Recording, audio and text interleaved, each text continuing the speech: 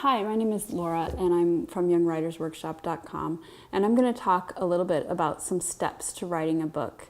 Your first step in writing a book is deciding what you're going to write about. And this can be, it sounds very simple, but it can be a pretty big decision. You need to figure out what size of a chunk you're going to take on. If it's a fiction book, you've got a whole other road to follow. But for a nonfiction book, you need to kind of pare down your topic to a manageable size, but one that's big enough to have a whole book in it.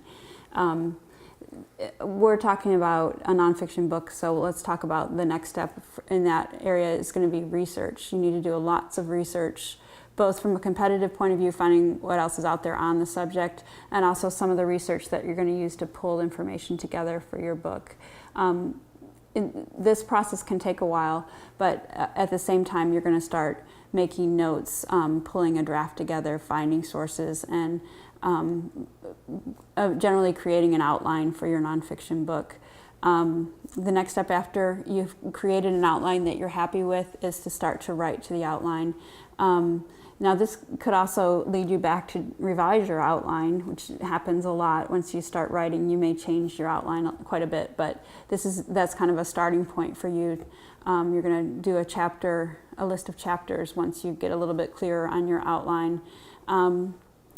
Use the draft process. Write a first draft, get some feedback, revise, and go back and do another draft. This process should yield you a strong first complete draft of your book that you can take to a publisher. And you can find out a little bit more about the publishing aspect of writing a book by doing a little bit more research. But those are some ideas about steps to writing a book.